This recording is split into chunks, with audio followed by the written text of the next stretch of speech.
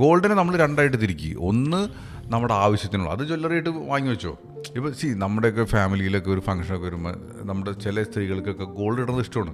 അത് ശരിക്കും പറഞ്ഞ് ഇൻവെസ്റ്റ്മെൻ്റ് ആയിട്ട് കാണല്ലേ. ഇപ്പോൾ അതിപ്പോൾ ചിലപ്പോൾ എൻ്റെയൊക്കെ ഇപ്പോഴത്തെ ഞാൻ കണ്ടിട്ടില്ല, പണ്ടത്തെ ജനറേഷനിൽ ഞാൻ കണ്ടിട്ടുണ്ട്, ഇവർ എല്ലാ 2 വർഷം കൂടുമ്പോഴും ഗോൾഡ് മാറ്റി വാങ്ങാൻ പോകും.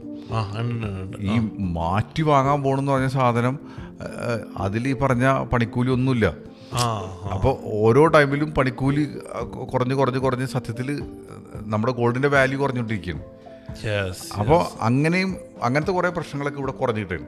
അപ്പോൾ ഗോൾഡ് എന്ന അസറ്റ് ക്ലാസ്സിൽ നിങ്ങൾക്ക് വിശ്വാസം ഉണ്ടെങ്കിൽ ചെയ്യാവുന്ന ഓപ്ഷൻ ഒന്ന് ETF ചെയ്യുക, അല്ലെങ്കിൽ മ്യൂച്വൽ ഫണ്ടിൽ ചെയ്യുക, അല്ലെങ്കിൽ ഗോൾഡ് സോവറിൻ ബോണ്ടിൽ കൂടെ. ഗോൾഡ് സോവറിൻ ബോണ്ട് ഞാൻ ഭയങ്കരമായിട്ട് ഇപ്പോൾ സപ്പോർട്ട് ചെയ്യണ ഒരു കാര്യമാണ്. ഞാനിതിൻ്റെ അഡ്വാൻറ്റേജ് എന്ന് പറഞ്ഞു കഴിഞ്ഞാൽ 8 വർഷം കഴിഞ്ഞ് വിൽക്കുന്ന സമയത്ത് ഇതിന് ടാക്സ് കൊടുക്കണ്ട. അത് ഭയങ്കര വെച്ചോളൂ.